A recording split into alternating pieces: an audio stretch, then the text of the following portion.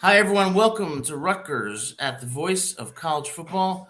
We've got a great show for you tonight. I'm here with my co host, Gabriel Pickup, and we've got some news that we're going to talk about, some breaking news, and we're going to talk about the 2006 season and the lessons learned for Rutgers going forward. So, Gabe, we got some breaking news. I'll leave it to you to tell us what that is. Yes, absolutely. How's it going, everybody in the chat, everybody watching at home, watching in your car? It's not my business, but I'm happy that you could all tune in. So, the breaking news that I have is sort of a little broad, but you'll definitely know more as the week goes on and definitely by next week. So, we're going to be having some Rutgers football players on this show next week and so forth, because this is sort of the dry part of the season, so to say, of the off season rather, because it's before commits, it's after transfers, and it's after the season. And the draft news sort of gets handed off to the NFL. So here we are. We're going to be getting players on this show very, very soon. And I'm very excited. Well, that's great to hear. And we're looking forward to having those Rutgers players on the show to talk about their expectations for the upcoming season, reflections on the past season, and the future of Rutgers football. Speaking of the future of Rutgers football, we had a pretty good season this year. We're looking at a tougher schedule in 25, an easier schedule in 26, but we've got a great foundation with transfers and recruits that really make the future look bright for Rutgers. But before we look to the future, sometimes it's a good idea to look to the past, what worked, and what lessons we can learn. And with that, I want to talk about today, Gabe, about the 2006 season, that magical season when Rutgers was one of the most competitive teams in the country. So, what are your initial thoughts on that 2026 season, a 2006 season? Well, my thoughts on both are promising, but going back to what you said about looking at what worked from the past, that's the biggest takeaway that anybody has looking through history is taking what works and applying it and forgetting what doesn't work, because if you don't learn about your history, it's bound to repeat itself. So looking at 22, or now you got me saying 2026, 2006, looking at 2006, it was a tough schedule. I mean, you've actually mentioned it pre-show. We faced number 3 Louisville and beat them by a score. We faced North Carolina week 1. Granted, it was before this whole Belichick era. We whooped Illinois 33-0. And what works is the defense. Now, the defense is somewhat weak, not as weak as it has been in years past. It's definitely improving. So when you look ahead to next year, 2025, which is this year, but next season, you see some holes in the defense, but you also see some promise. A lot of new commits that we went over in weeks past. And, going back to 2006, giving up 30 points in the first 4 weeks, if we can do anything remotely close to that, then maybe we do start off 4-0 and we beat the teams that we're supposed to, because later on in that year, facing Ohio State, Penn State, it'll be a little more tricky. So hot start definitely is something that we need to have. Yeah, I agree with you. And I thought one good idea might be to compare that 2006 season to the 2024 season, see where there were similarities and where they unfortunately digressed in 2024. Absolutely. By going through those games. But before we do that, if you like this show, please hit that like and subscribe button. And of course, as always, we welcome your comments and your calls. We'd love to talk to you about Rutgers football. So, Gabe, going back to 2006, Rutgers starts off on the road against the Tar Heels of North Carolina, pulling out a 21-16 victory. Great start to the season for Rutgers. Definitely an upset victory. Yeah, it was some real old school football. I mean, not everyone was getting 200 yards rushing in old school football, but it was handing the ball off to your elite running back, which in Ray Rice, he is elite. If CJ can do half of what he does, then we have a great running back to look forward to this season. So 200 yards rushing, not much passing, but we didn't need to pass much because we got 21 hard-earned points as opposed to 21 points in the first half and then, progressively getting worse in the second half. We got those the second, third, and fourth quarter. And then the defense obviously came to play. I said that we allowed 30 points in the first 4 weeks. We allowed 16 points in week 1. So 16 points is a great start when it comes to the defense, but it gets way sexier the next 3 weeks. Yeah, that was a great victory on the road against the Tar Heels. And you can't have any discussion of 2006 without talking about Ray Rice. No. What a force he was that year. One of the elite running backs in college football, eventually going on to the NFL. And at the quarterback position was Mike Teal, a Don Bosco prep graduate. That year had a pretty good year, 12 touchdowns, 13 interceptions. But that offense and that wide receiver group was something was something that was very formidable. Now, Rutgers returns to Piscataway in week 2 against the Fighting Illini of Illinois. Now, when it comes to the Fighting Illini, in 2006, we had a 33-0 victory in Piscataway, but that does bring back memories of 2024, that fourth down that cost us the game. But like you said, 16 points in the first game, 0 in the second. So the Rutgers defense is starting to really take off. Yeah, so you were talking about Mike Teal. 12 touchdowns, 13 interceptions. I mean, that's a lot of picks throughout a 13-game season. Not so many touchdowns. Obviously, when you have Ray Rice scoring 24 touchdowns and eliminating any goal or red zone passing touchdowns, it's going to be deflated a little bit. But I really think one guy who would have thrived on this team is Ethan, because it would have eliminated any mind games he has within himself, and he would have made the basic handoff, the basic check down pass to Kenny Brett or so on, and he would have excelled. Now, let me digress back onto topic here. 0 points against Illinois. Illinois has always had a great offense. That just shows how tough our defense was this game. We had 2 interceptions against them, 5 sacks, and a forced fumble recovery. So that's a total of 8 significant plays on defense. And you usually only get 1 or 2 per game. We got 8. Absolutely. That defense was formidable. And against Illinois, a shutout. Now, if Ethan was on that team, I think it would have been a team that would have performed even better. But you mentioned something about Ethan, about that mindset that he's got to have. He's got to have that mindset this year where he avoids those mental errors, reducing those interceptions, and really can thrive when there's pressure put on him by those defensive lines. Yeah. Now, that's true. Gabe, next week we have a home game against the Ohio Bobcats. And those Ohio Bobcats, they always kind of confuse me because they're never a contender, but they're always a team that can upset you. Rutgers wins that game 24-7, but you'd think it would have been a bigger margin. What do you think about that game? Now, one thing about Ohio that's always confused me is they're probably one of the rare examples, maybe Florida too, of a football team that is worse than the state college version of that named team. Going across the country, Kansas is the big bro to Kansas State. Kentucky's the big bro to Kentucky State. Those two examples, especially in basketball. Michigan, the big bro to Michigan State most years. Ohio was never the big brother to Ohio State. Ohio State was the dynasty, and Ohio was sort of the, no offense to my favorite baseball team, but sort of the New York Mets to their Yankees when it came to how other people perceive them. But you're right. They could have upset us that week. They didn't. 24-7, not total domination, but definitely a game where you were never concerned. I agree. And we've got Ohio on the schedule this year, and I think, as you predicted, it's going to be closer than the experts think. Absolutely. Well, we go to week 4, and we've got a home game against Howard and a 56-7 victory.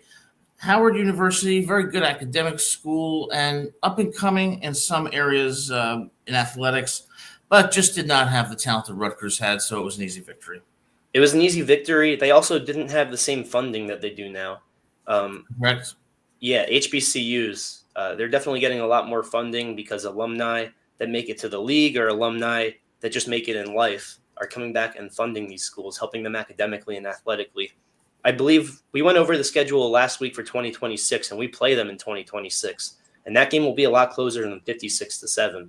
But going back to 06, 56-7 is just kind of what was expected. I mean, they're a lot more respected now, but back then, I don't take anything away from that team. They just weren't on the same level. I agree with you. And I see that Sports Talk with Austin is here. Austin, great to see you. Thanks so much for being here. We hope you enjoy the show. How you doing? All right, so, Gabe, right now, Rutgers is 4-0 in 2006. In 2024, yep, they were 4-0 when they went to Lincoln, Nebraska, and lost 14-7. Well, in 2006, they were 4-0 when they went to South Florida, a team that is always competitive, although not necessarily a contender. Rutgers pulls it out by 2 points, 22-20. A little closer than it should have been, huh? I mean, you look at South Florida, and are they a top 5 Florida D1 school? I mean, Yes.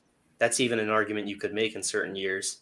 There's Florida, Florida State, Florida Atlantic, UCF, and then even FGCU. I mean, Tampa.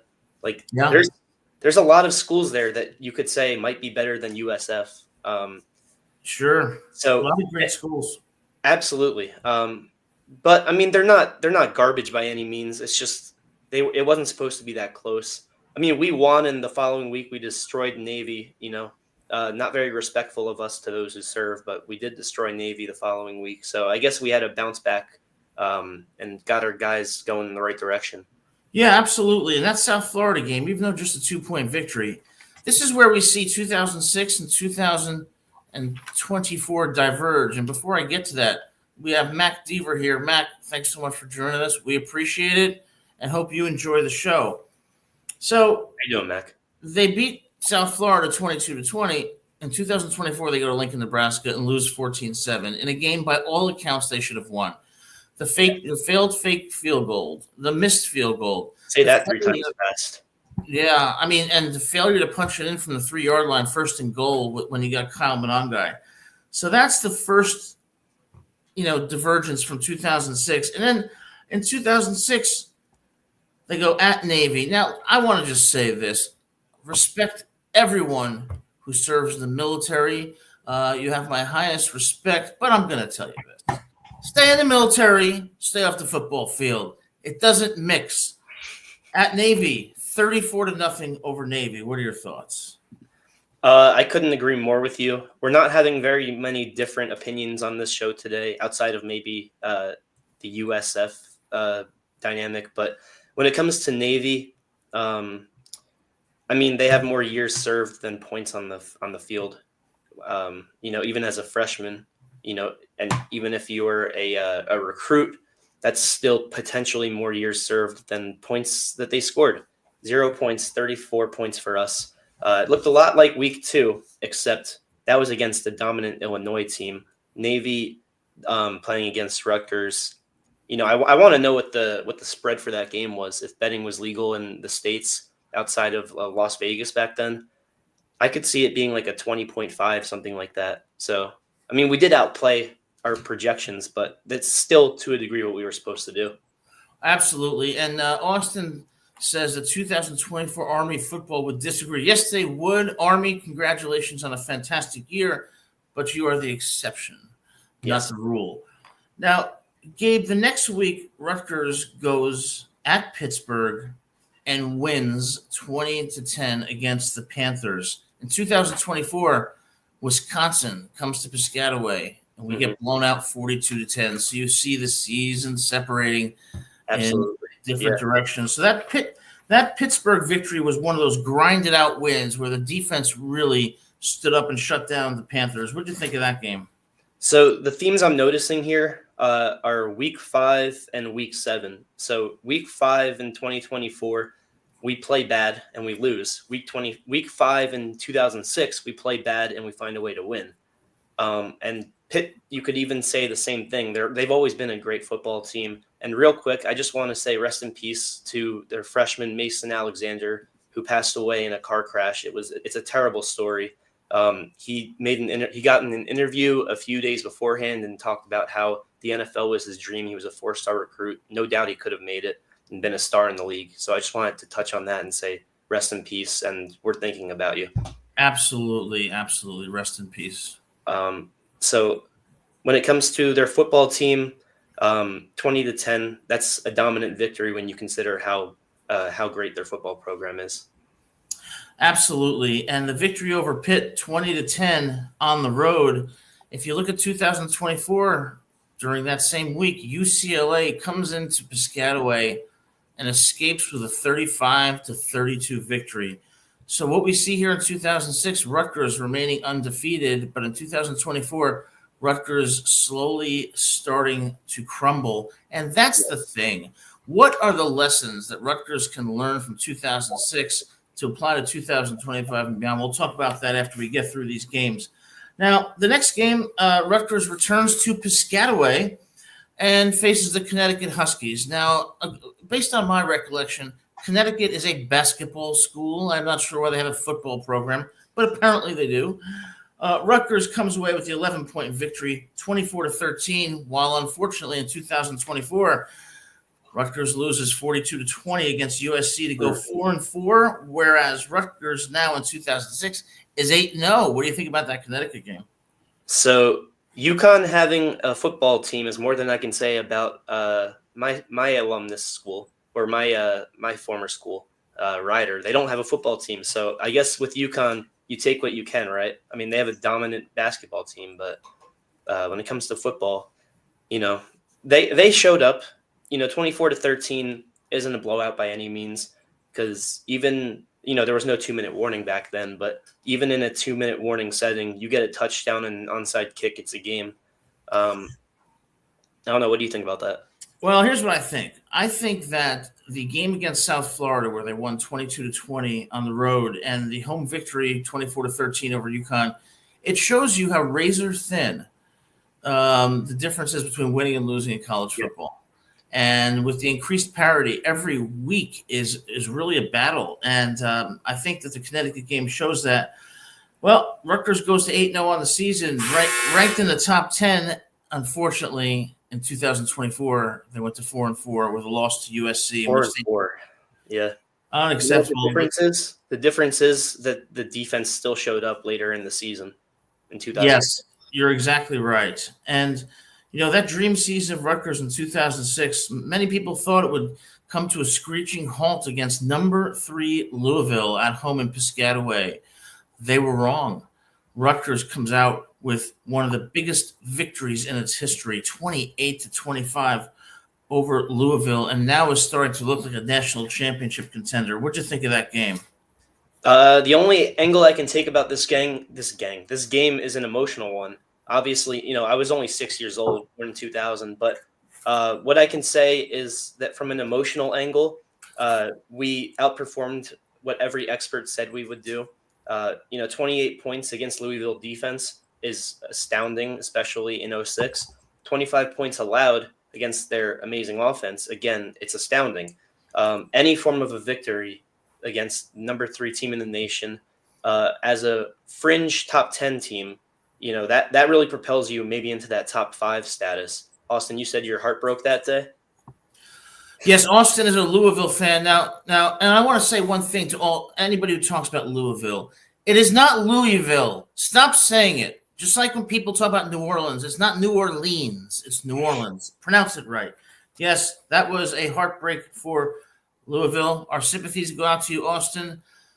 Now, Gabe, you were only 6. I was much older than that, and I wish 7 or 8, right? I was at that time. I was 31.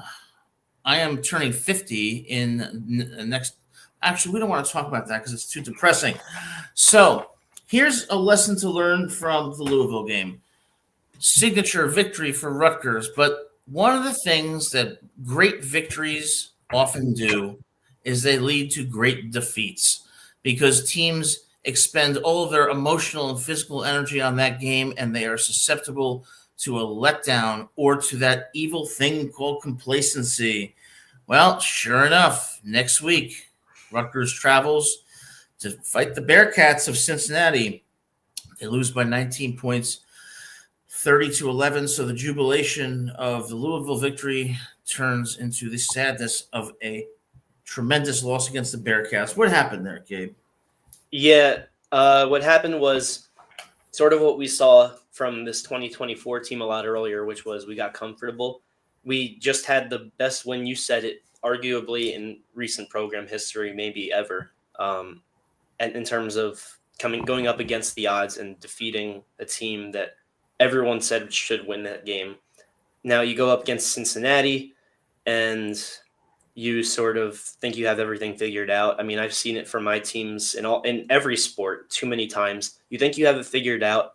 You you sort of relax on offense, relax on defense, and neither side of the football came to play that day. We only had 10 points scored, which Ray Rice was averaging over 2 touchdowns a game. So in theory, we had less touchdowns than he averaged by himself a game. And then Cincinnati getting 30 points. Somehow, I don't know how they got more than Louisville. Louisville. I don't know how they got more than Louisville. And Yeah. it's just crazy. Well, things often happen in threes, and that's very true in college football. And the pattern is often great victory over a great team.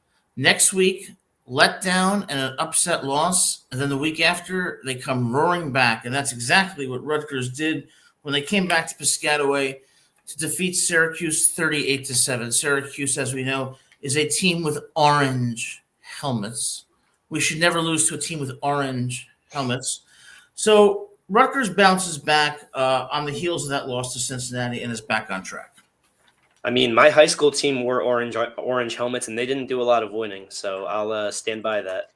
38-7. I don't know what the heck happened in against Cincinnati, because you said they come in threes, but if you look at those 3 games, beating an amazing a top 3 team, and then losing by 20 to a team that you should beat 99 times out of 100, and then dominating Syracuse, it doesn't seem to really add up to that things coming in threes talk. But I guess the game after against West Virginia sort of summarizes it. Well, I guess what I meant by the coming in threes is that you often see a pattern where a team has fights a great battle against a top-notch team like Louisville, has an incredible emotional victory. That's number one. Then number 2, they suffer a devastating upset, kind of like Notre Dame in 1988 when they beat Miami and then lost to Boston College the next week.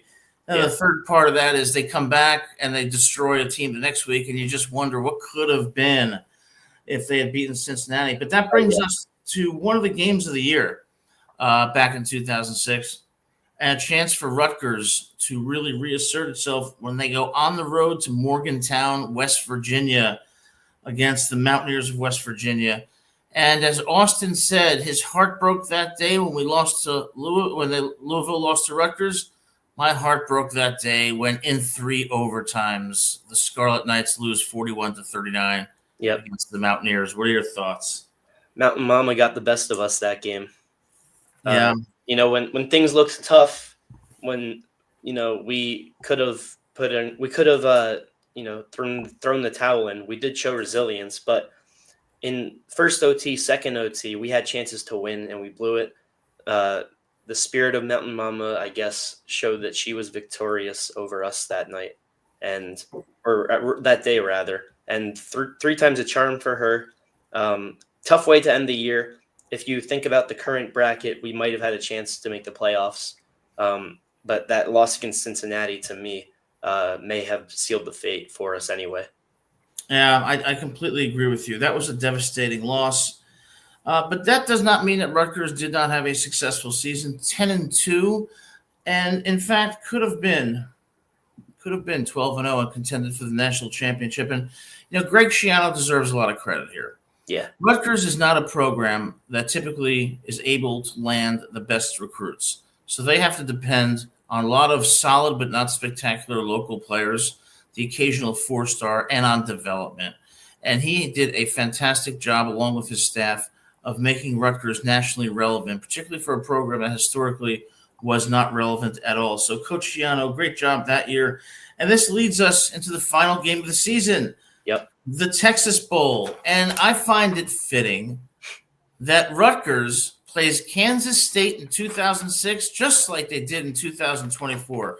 And just like in those middle 4 games of the season, 2006 went in a way different direction than 2024.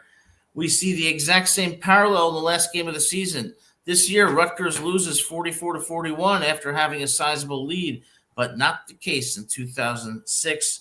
Rutgers dominates Kansas State 37-10 in the Texas Bowl. What are your thoughts? Yeah, that's sort of the theme of this whole section of the show, right? Is this could have been a very similar year to 2006, but everything that could have went wrong did go wrong, especially in those close, narrow games. A lot of games Rutgers won in 2006, they were blowouts, but there were a few games that were close too that we pulled away from.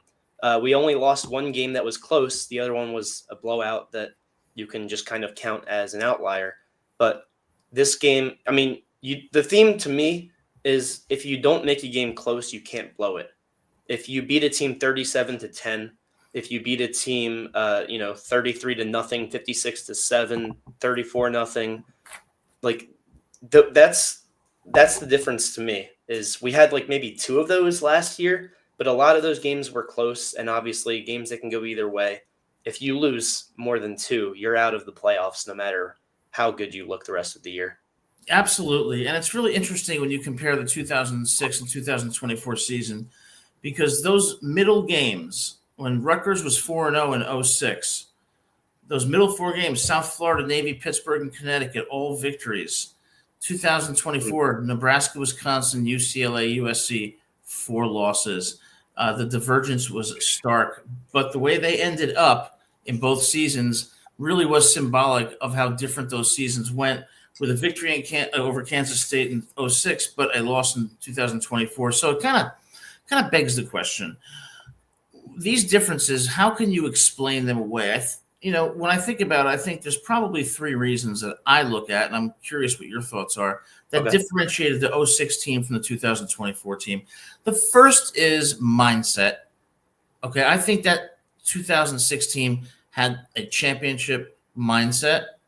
I don't think we had that this year, probably due a lot to youth and inexperience. The second thing is defense. That defense in 2006 was formidable. They were not easy to run on, and they had a stout front 4. I don't think they were nearly as good in 2024. And the last thing is injuries. I think injuries really hurt Rutgers, with 8 starters going out to season-ending injuries. And so I see that as the distinguishing factor, but I think mindset is the most important thing. What do you think about that? Mindset, and to me, execution. With Rutgers, when we had close, or with I keep saying with Rutgers, when it came to 2006, when we had close games against USF, or when we lost by 20 to Cincinnati, we changed what we were going to do the next week. On defense, going from 30 points allowed to 7, or from 20 points allowed to 0. And on offense, scoring 10 points, then going up to 38, scoring 22 points, going up to 34. Coach Shiano changed things around, and I didn't see enough dynamicism this past season. When I look at the year, it looked like a lot of the same old, and teams caught on to what we were doing after the first 4 weeks, and we didn't adjust with the adjustments. So to me, the main issue was that we didn't change what the hell we were doing. Yeah, I agree with you. And I think there's a lot of lessons that Rutgers can learn for 2025, not just from last year, but from that 2006 season. Because if you look at that 2006 season, only in 2 of those 12 games did they allow 30 points or more. In every other game, 10 points, 7 points, 13 points, 10 points, 0, 20 points, 7, 7, 0, and 16. And I think it goes back to that mindset and that discipline, because against Illinois this year, no reason to be giving up a touchdown with a few seconds left. So I think if they learn those lessons, 2025 can be promising, and 2026 might be the year. But before we continue, of course, we welcome onto the show Austin Williams, always a fantastic commentator, friend of the show. Austin, thanks so much for being here. How's it going? How's it going, guys? Happy Monday. Glad to be a part of my favorite Monday show. Woo. Thanks so much. Great to have you here. And one of the things, Adam, as I'm sitting here listening to you, it kind of reminds me, and I kind of want to get your all's thought on this, the 2006 Rutgers team kind of reminds me of this year's Indiana team in a way. Am I off track, or what do you think? Gabe, you want to take that? Yeah, I was going to say, I can sort of see where you're coming from with the angle of not getting any coverage and then becoming relevant as the year goes on. There were some wins that people thought were flukes, and then it turns out they're just a solid ball club or team rather. So yeah, I can sort of see the relevance. Yeah, I think it's very comparable. I think you make a really great point. Indiana this year, sure, Indiana had a lot of transfers, but they were a very gritty team, very, very disciplined, very similar to Rutgers with that really strong defense. I would like to say one other thing though. When you were kind of explaining the similarities, it kind of got me thinking: what makes this team, this '06 Rutgers team, any different besides making the playoffs, which you can thank to the expanded format from, say, this year's Notre Dame team? I mean, who's to say they couldn't have made that run in the playoffs? Win that semifinal game if they were to get in. Obviously, we'll never know because of the playoff format. We were never going to be top 4 after we lost to Cincinnati. But Notre Dame, they had a very embarrassing loss earlier this season, and then they made it to the championship game. And what I noticed is everyone took them as a joke, and then they proved that they weren't a joke. Obviously, in years past, no one took them seriously, and they kind of choked their way out of serious contention. But this year, they didn't do that, and that's sort of what I can see as a viable comparison for the '06 Rutgers team. I agree with you with one exception. Sure. I think that Mike Teal is no Riley Leonard. That's a fair point. That may have been the difference.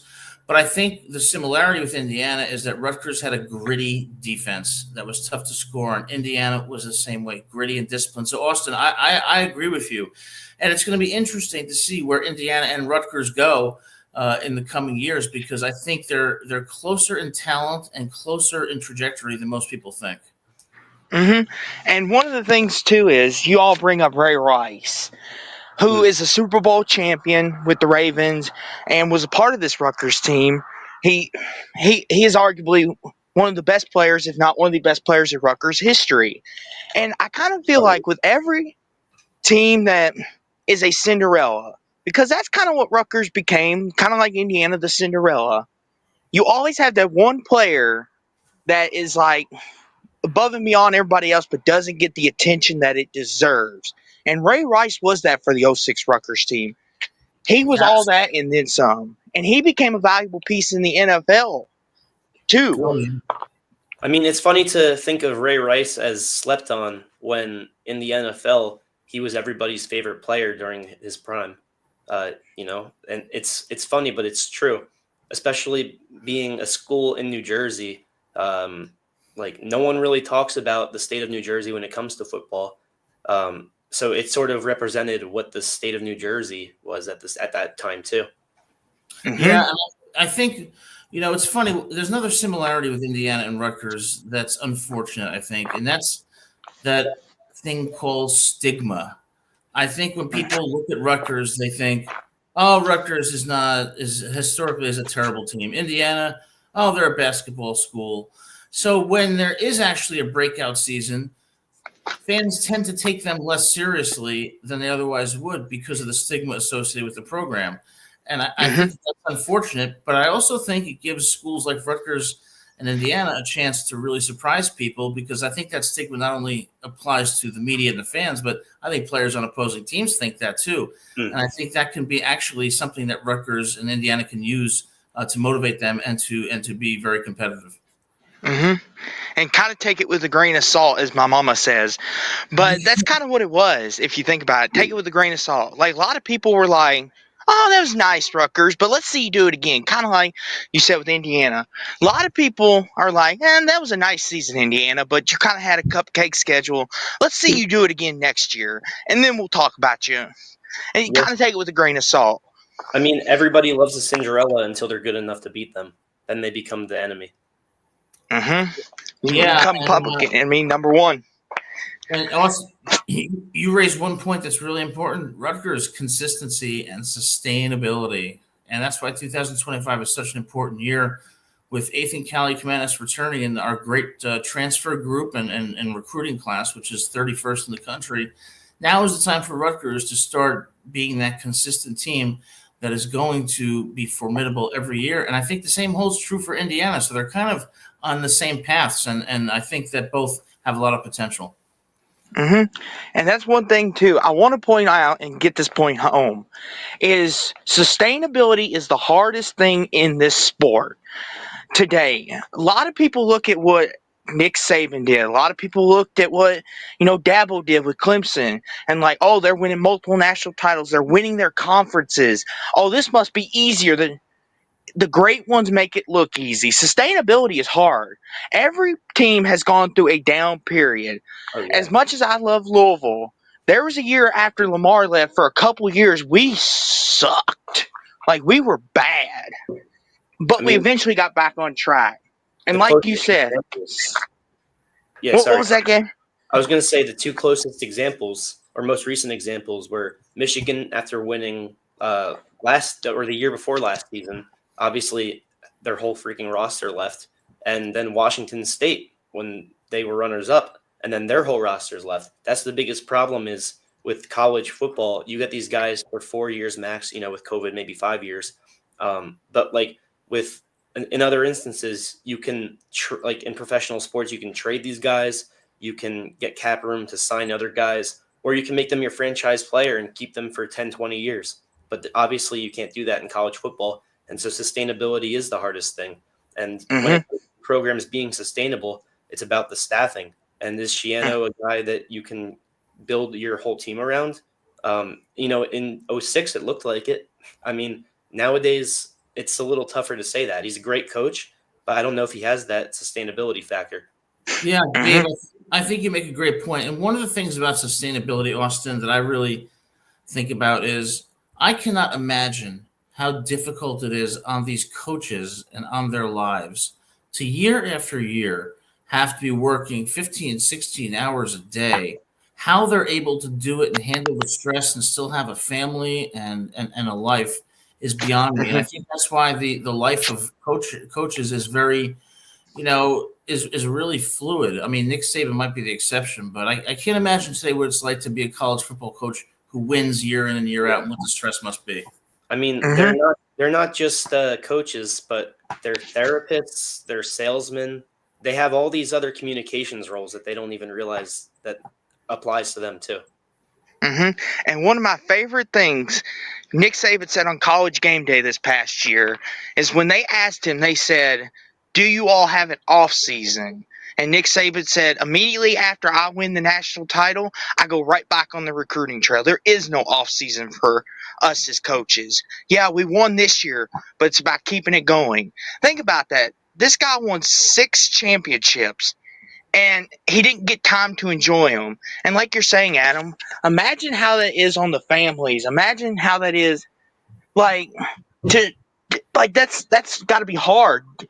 Because it's like there's no time at home, there's no nothing, you can't enjoy life. Yeah, I totally agree with you. And I remember when when Alabama won the national championship. I believe it was in maybe 2015 over Clemson in a really close game. They showed Nick Saban on the plane after they won the national championship on his computer going over the film from the game and taking notes. You want to talk about not stopping. It's like, wow, you give yourself maybe a few minutes to enjoy it before you're back to work. And as far as family goes, it must be difficult to be married and to have children and have to be away from them, because I know Saban worked from 7:30 a.m. to like 10:30 p.m. So you really got to make sure you have the right people, that you're with in a relationship and children who understand to be able to sustain that. And I give credit to Nick Saban and his family for what they were able to accomplish, which was unprecedented. Yeah, I mean, he has no off season, and neither does the voice of college football. So hit that like button, subscribe, and let's get this channel going. Absolutely. Yes. Especially Rutgers at the Voice of College Football. These guys are here every Monday, working hard, taking our calls, and they are the greatest Rutgers channel I've ever seen. I haven't seen very many, but it means a lot, brother. And we appreciate your calls because you provide substance in your calls, which obviously sustainability is a factor at Rutgers, and we appreciate that you're able to sustain your excellent dialogue too. Yeah, you're extremely knowledgeable, and we appreciate every time you call and makes the show better. So thank you. You're welcome, guys, and I enjoy talking about this. I don't got nothing better to do on Monday after I get off work. I got nothing better to do. But I will say this though. Yeah. Talk about how we could what Rutgers could learn from 2006 to compare it to now. Who says Rutgers can't go on another Cinderella run? Who says Rutgers can't? It's all about the mindset, like you all mentioned, stability, mindset, and the mental. Because everyone's thinking, "Oh, Rutgers can't beat Penn State. They can't beat Oregon." Well, look at 2006. I'm gonna bring this up, Yep. but everyone picked Louisville to beat them, and what happened? You beat them. You beat us, the number Yep. 3 team in the country, and you beat them. Who says Rutgers say- can't take that mindset to Penn State and Oregon? I will say I didn't watch it yet, but the voice of college football, the founder, Mark, he posted a video on his voice YouTube channel predicting Rutgers's schedule. And though I didn't watch it, the thumbnail, I believe, said like misery or like let down, and it was his face looking a little sad. So it sounds like we might need to have our company founder on this show too, and have some debates about that. And speaking of our company founder, the great Mark Rogers, he will be on this show next Monday at 7 p.m. to discuss Rutgers football and promote his outstanding new book. Now, one thing you raised, Austin, about mindset, it's funny because the difference between winning and losing in college football, the margin is so razor thin. If you think about like Oregon and Ohio State this year, Ohio State loses by 1 second in Eugene, 32-31. And then in the Rose Bowl, Oregon gets demolished by Ohio State. So what explains that? It's not talent because they're equivalent in talent. It's that mindset. And the teams with the championship mindset are the ones who can win those really close games, win those 4 or 5 plays, and when there's a razor-thin margin, come out on top. And I think that's what Rutgers needs. They need a championship mindset and culture, and I hope that that's going to happen in 2025. And I think, too, Adam, as the old saying goes, talent wins every time. Yeah. And that's one of the oldest cliches in the book. I'm a believer that talent doesn't always win. You can have all the 5 stars in the world, but if you don't put in the work, the effort, and the mindset with it, you're not going to get anywhere. And I feel like Rutgers, if Greg Schiano steals in them, just like the 2006 season, did Rutgers go in there thinking, "Oh, we're playing number 3 Louisville, we got no shot, why even show up?" No, they went in there and said, "You know what? The world's betting against us. Guess what? We're going to show everybody what Rutgers football is, what our program is about, and what we're building here." And they could do that, what they could have learned from the 2006 team, and apply it for next year. Like, everyone's probably going to pick Oregon to beat you all in Piscataway. But guess what? Greg Schiano can instill in them, hey, we can beat this team. We've done it once before. You know what? There probably were a few guys on that 06 team that didn't think we could beat Louisville. But you know what they did? They didn't play. Yeah, and I'll tell you, I mean, when you look at it goes back to that mindset thing. And I think that if you look at Northern Illinois going into South Bend and beating the Irish, Boston College in 1988 going into South Bend and defeating the Irish after the Irish defeated Vinny Testaverde in Miami the week before. How do these teams do it when there's such talent disparity? Heart and mindset. And that's the kind of culture that Rutgers needs, because they do in some cases have a talent disparity, like they will against Oregon and Penn State, for example, and against Ohio State. So that's going to be the critical intangible that determines if Rutgers goes in the direction of 2006 or falls back to the patterns of 2024. I mean, the only way we make the playoffs is if we beat 2 of the 3 teams that you just named, because every team has a disappointing loss. And out of everybody else on the schedule, we probably will have at least 1 loss. So it really comes down to, because realistically, not every amazing team ever really goes undefeated. That only happens every now and then. So it really comes down to, we need to beat at least 2 of those 3 teams you mentioned. And one of the things, too, is that you bring up, Gabe, and Adam, is the talent disparity. And I know Rutgers, a lot of times is going to be overmatched. But like I keep mentioning, the talent doesn't always win. TCU's a prime example. Were they the most talented team when they beat Michigan? No, not by a long shot. But they had the mindset. They believed that they could win. And what happened? They beat Michigan. Rutgers just needs to have that mindset as well. They need to have, okay, are we undermatched, undertalented compared to all these teams that you all have listed? Yes. But they could also look at the '06 team and look at a lot of teams that they lined up against. They were undermatched. They were under this. But they won those games because they wanted it. They wanted it. They had the drive. They had the passion. They wanted to represent the R on their helmet. They wanted to be there. And if Rutgers does that, puts heart and soul into this season, who says Rutgers can't go 10-2 and make the playoffs? That's That's right. a good point. And one thing I'll say, Austin, is remember Arizona State when they played Texas? What was it, Scadaboo, the running back? Yes. Oh yeah, he was throwing up on the sideline and he put up like 200 yards or something like that. Throwing up on the sideline from exhaustion and then coming back in the game to score a touchdown.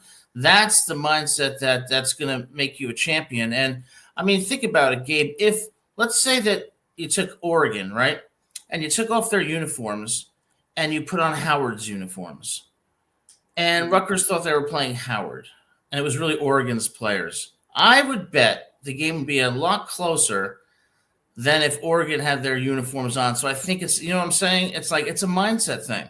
See, I'm kind of going to go the opposite route on that because to me, it comes down to the opponent's schedules of those two teams that we mentioned too.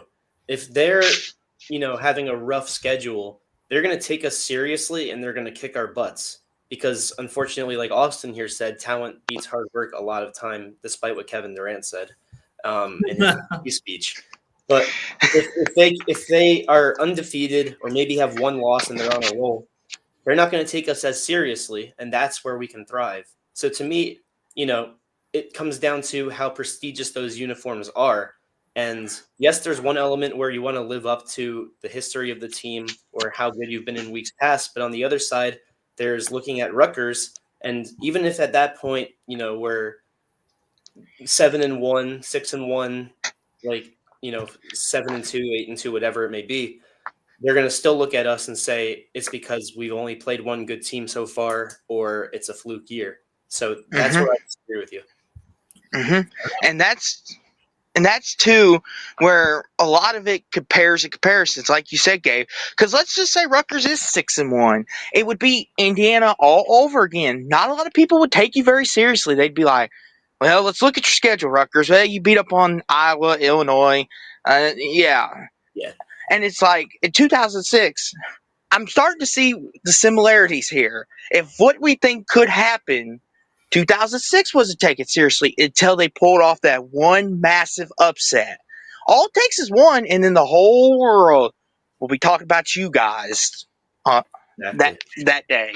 I think the second most important game that year was that win against Pitt, because Pitt is also a great team. So that was sort of the game where people started to get a little pissed off at how good we were doing. And it went from a fun Cinderella story to holy crap, this team is 7-0 and they just beat a solid school. Well, if UConn's not going to do it, Louisville is going to beat the crap out of them. They're going to win 49-7. And so, yeah, I get where you're coming from. We're going to have those games. I mean, Ohio State, that's the second to last game, I believe. And if we somehow beat Oregon, Ohio State, that's going to be the week where everyone's pissed off at us. And that's where they want Ohio State to win, except if you're Michigan, of course. See, that's where I might disagree slightly about the Pitt game. I think the turning point in the 2006 season was South Florida when they went on the road and won 22-20.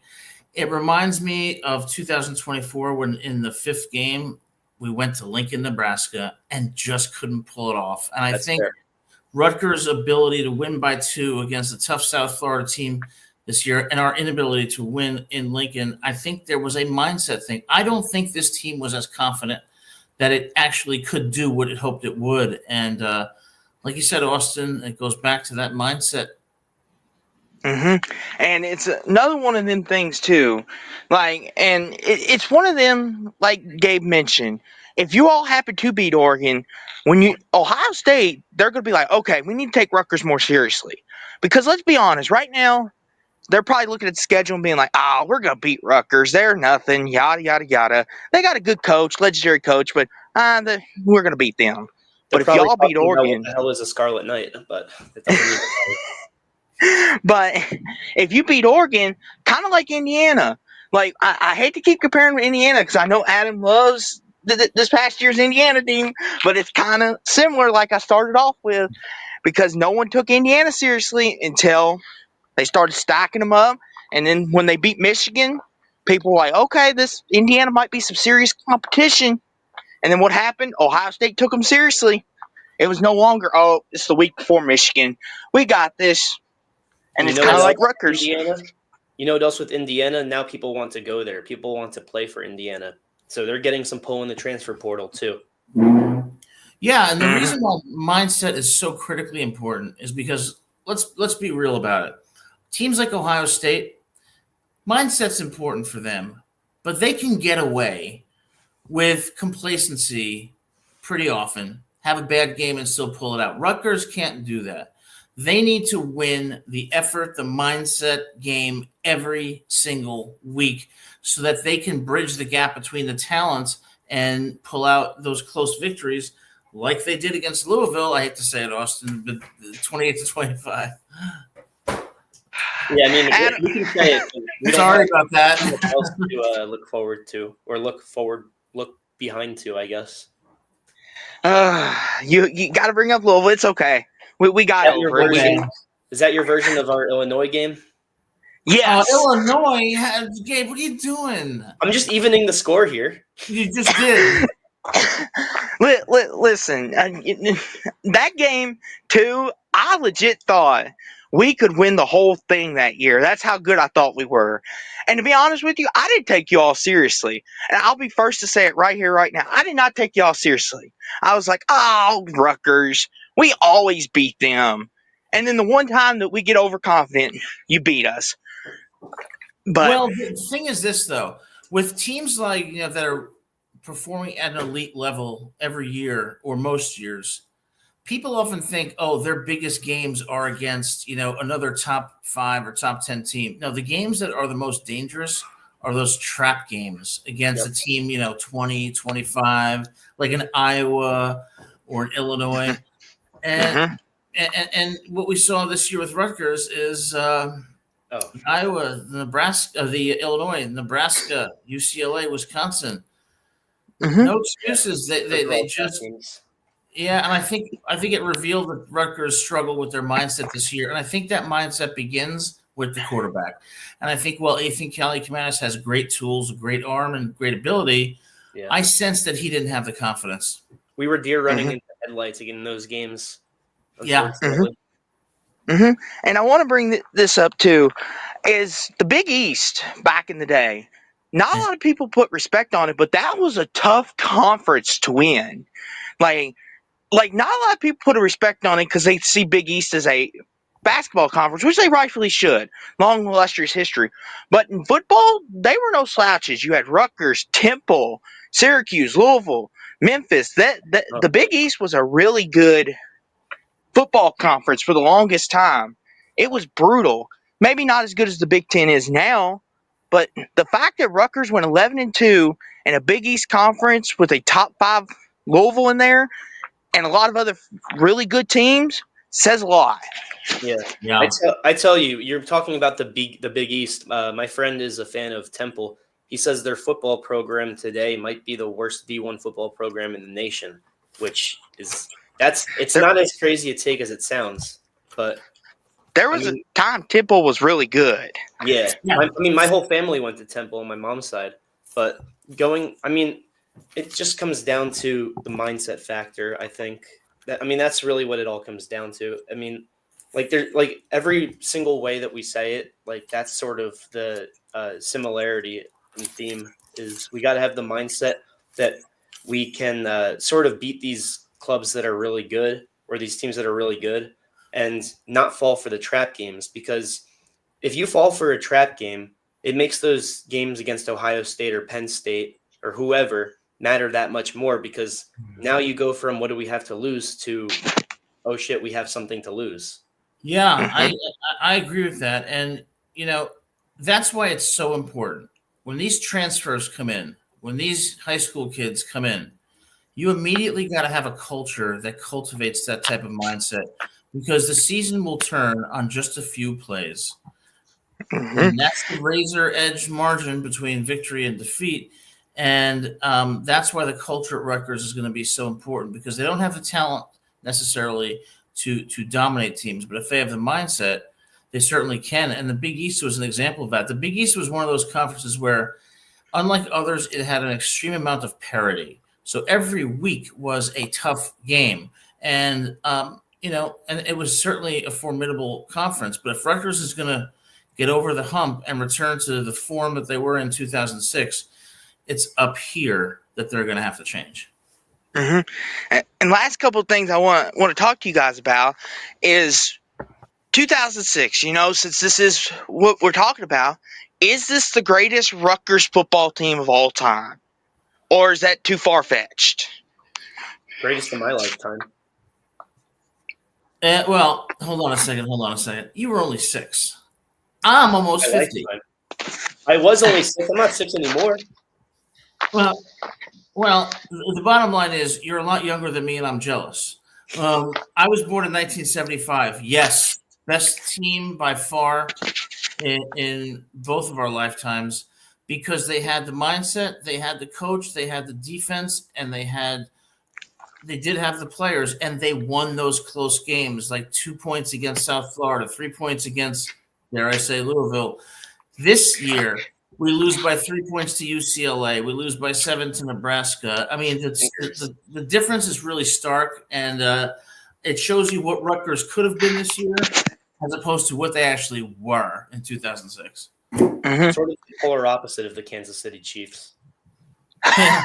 Always the Chiefs. But I will say, though, 2006 it was a memorable year. And the reason why I ask is it the greatest you've ever seen in Rutgers history is because, believe it or not, there was a time Rutgers was pretty good. And they weren't always the 6-6, 7-5 Rutgers. That's why I was kind of curious if it is one of the greatest of all or if it's top 5, because Rutgers was good for a time period. Not to bring up any sore feelings about the past, but That No, was but turned into a will be though. Even if currently they're not established to be that great, that was can turn into a will be really quick. Gabe, I'm going to hmm say this, though. And I don't have a crystal ball, but I am going to say that 2006 what will be the second best team in Rutgers history because in 2026, exactly 20 years later, I think Rutgers makes the playoff and becomes the best team in its history and could contend as the dark horse for the national championship like Arizona State. With the same coach? I think in oh 2000 boy, I think in 2020 no, you had to bring that up. I think in 2026 we have the same coach. I think in 2030 we have a different coach, and we have to do a show on that transition. Who we think Yeah. might take the helm at Rutgers after the best coach in Rutgers history, Greg Schiano, retires to a well-deserved, peaceful remainder of his life after all the special things he's done for Rutgers. That's the hmm thing. If you're going to predict that 2026 is our year, Schiano has to stay around for that, in my opinion. If we were going to fire him after this season, which obviously, in my opinion, we would have already done so, then at least then you have a coach who gets a year under his belt. But I don't think any rookie coach would make it to the playoffs with Rutgers. Yeah. hmm and I'll say this too. I'm a very sentimental guy, and whenever my team or I see people that I care about have really good seasons, like the '06 Rutgers team, it's kind of one of the things. It's special because, especially when you all can relate to this, when you're on a lower level, not so much Notre Dame, Ohio State, the teams that always win, right? Whereas we, Louisville and Rutgers, when to clump us in together, when we do really good or we accomplish something, it's very special to watch because it doesn't happen all that often. Like watching Lamar win the Heisman, that was Yeah. special. We Yeah, probably I'll take won't ever Lamar. see that again. If you want to clump us together, I'll take the history of Lamar Jackson on my team. There we go. But that's kind of the thing. And I don't know if y'all, looking back at it now, kind of reflective, realize how special it is, especially you, Adam, who's been alive as long as you have. And you've seen a lot of Rutgers teams. And Gabe, as you've gotten older, I'm sure. Oh yeah, Sure. Like, have you realized how special it is and been able to enjoy it, looking back yeah. at it? I mean, Adam, I'll just say this really quickly. When you translate it to the NFL as a Jets fan, boy, have I been able to reflect and appreciate what great teams I've witnessed, because there weren't many of them, and it's been so long since. Yeah, Austin, that is a great point. And yes, I do enjoy it because, when it doesn't happen so frequently, you cherish those moments when it does. What I would say, though, for Rutgers fans is don't be satisfied simply with success. Just because we go 8-4 or 9-3, that's something to celebrate, but not the goal that really the program should strive to achieve. So it's like, I want us to get into a point where, wow, we've had one of our best seasons ever, but that's not enough. We're still striving for something greater, and I hope we can get to that point. Yeah, sort of to piggyback on that, it's the Cinderella year isn't supposed to be a fluke year. It's supposed to be an establishing year. And after that, Right. when you do have expectations, it's critical to meet them, or else you just regress into another slump and rebuild. And I kind of want to bring this point back around is look at my team, for example, Louisville from 2023. We go to the ACC title game, and now everybody's talking about us, how we could win the ACC, how Jeff Brom is this and that. I kind of feel like Rutgers in 06, they kind of had that kind of coverage where they pulled off all these big wins. They went and got a big bowl victory. And 2007, a lot of people were talking about you guys. And a lot of people were talking about Coach Schiano. And now that's why I kind of lump us together, because the attention we didn't get before, now we're getting after our magical years. And that's why I say it's truly special to watch. And True. hopefully we won't have to anticipate an end to it once our next good batch begins. And last thing I'll say, guys, is this. For your sake, hopefully Rutgers in 2025 and 2026, Adam, goes far. And hopefully we all have a great year. But that's to be Austin, I determined. appreciate that, and we're hoping the same thing for Louisville. Louisville's a great program, and hopefully we'll be on this show during the season celebrating victories for both teams each week, and looking forward to I want to get back to playing you guys. Not to cut you off, I apologize. I want to get back to playing Rutgers. I enjoyed those games. Likewise. Absolutely. But just as we always enjoy you calling in with your great comments. We really appreciate it. You're welcome, Adam. And this is the best part of my Monday. Thank you all for taking my calls. Go Cards and go Scarlet Knights. Thanks Absolutely. very much, Austin. We appreciate it. Have a great evening. That's Austin, always a fantastic caller and friend of the show. We appreciate his insightful comments. Always makes the show better. Thanks so much, Austin. So, Gabe, we've got a lot to talk about in the coming weeks. We've got some surprises, and I think this show is going to highlight what's going to be a special Rutgers team and a program moving forward. Yeah, that's the one great aspect of a lot of your roster being transfers is you get to learn a lot more about this roster. And you get to hear some new stories, some new aspects, some new philosophies about football. And so it will be highlighted next week and for many weeks to come as we look forward to the 2025 season.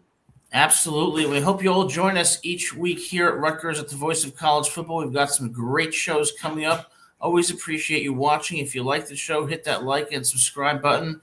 We'll be back here next Monday, 7 p.m. with my fantastic co-host, Gabriel Pickup, to discuss Rutgers football breaking news and prepare us for what's going to be an exciting 2025 season.